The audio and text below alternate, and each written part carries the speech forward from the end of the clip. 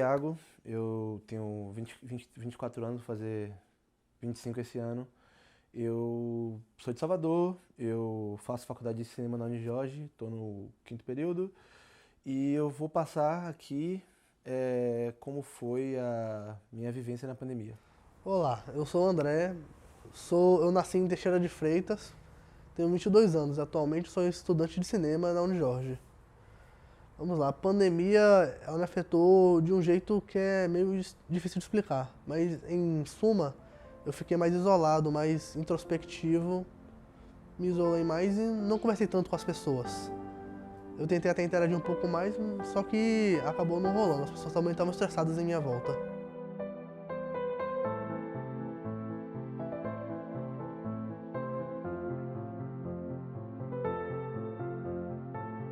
Quando a gente pensa numa pessoa neurotípica, ela tem um apego muito grande a certas coisas. Então, com o isolamento, ela teve essa quebra, trazendo um maior sofrimento e o agravo de alguns sintomas ou até mesmo a aparição de outros sintomas. Eu era uma pessoa mais animada, embora eu gostasse de ficar em casa, eu era bem entrosado com meus colegas na escola. A gente saía à noite, a gente rachava uma pizza, a gente às vezes jogava videogame no Game Station no Shopping Salvador. Eu saía mais. Eu era uma pessoa extremamente sociável, eu saía muito, estar com outras pessoas, fazer atividade física. Isso diminuía todos os agravantes dos meus problemas, da questão da depressão, efeitos da ansiedade que eram muito fortes. E estar em todo esse convívio de pessoas diminuía isso e auxiliava também numa questão de desenvolvimento humano mesmo. A pandemia, juntamente com o vírus, existe sim consequências que são agravadas por conta disso. Por exemplo, na questão fisiológica, a gente pode citar perda de olfato, diminuição do paladar também. Já no quesito saúde mental e sentimentos e emoções, a gente pode citar o aumento de traços de ansiedade ou depressão em indivíduos que antes não apresentavam isso. Teve uma diferença na regularização do sono das pessoas, uma questão da memória e de concentração. E com isso, afeta de alguma certa forma a saúde mental. Sem contar também com todo o estresse do Covid, que trouxe não só para quem foi diagnosticado com o vírus, mas também para os familiares, trazendo estresse, ansiedade e depressão. Bom, André sempre foi um menino muito reservado, né? Então ele sempre foi mais tranquilo, sempre gostou de estar mais sozinho, né? Então, no início da pandemia, como ninguém esperava, ninguém sabia o que estava nos esperando na verdade, né? Ele estava começando a faculdade de cinema, que é o que ele queria. Então ele começou a fazer aula online. Só que por ele ter o TDA, ele não tem condição assim ele não tem muito foco. Então com isso foi uma dificuldade maior.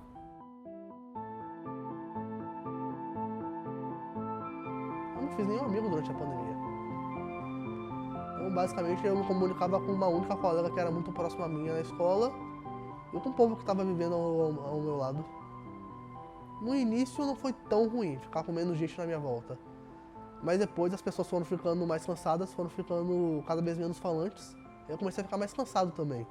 Eu queria conversar, mas estava todo mundo triste e nervoso. Então eu fiquei mais na minha.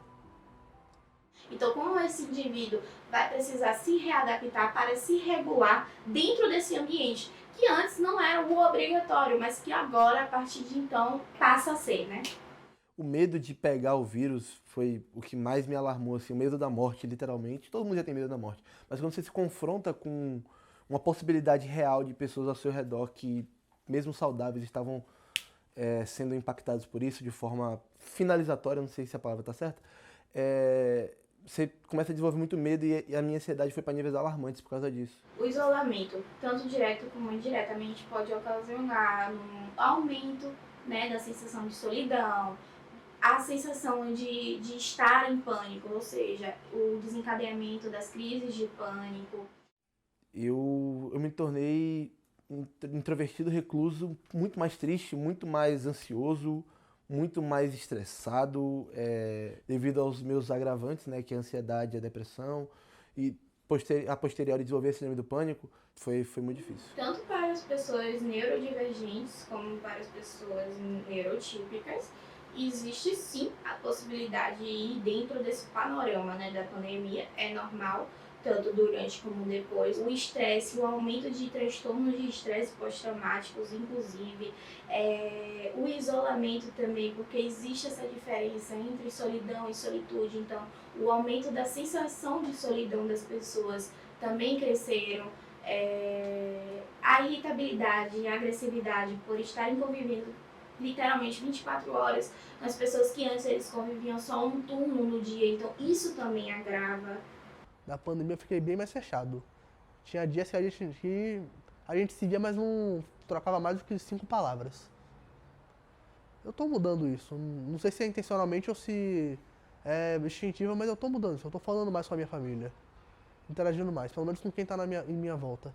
A gente nunca imagina, né? Porque assim, por mais que a gente passe por esse momento, que não é fácil, ter que se isolar e ao mesmo tempo ter que viver junto, tudo fica muito difícil, né?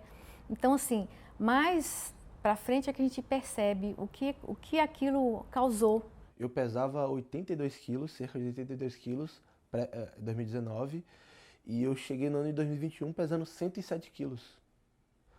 Mas eu tenho certeza que isso me deixou bem mais para baixo, bem menos motivado a me esforçar. É uma coisa que eu ainda estou tentando recuperar agora, a motivação, que eu ainda estou muito sem vontade de fazer as coisas. Por estar muito isolado, estar trancado dentro de casa, a gente teve um aumento muito grande de consumo de internet, desregulando muitas vezes o sono, porque como você fica muito tempo em casa, você não faz exercício, você acaba ficando mais descansado. E com o consumo das telas, a gente perde o sono e acaba indo dormindo mais tarde e não conseguindo descansar direito.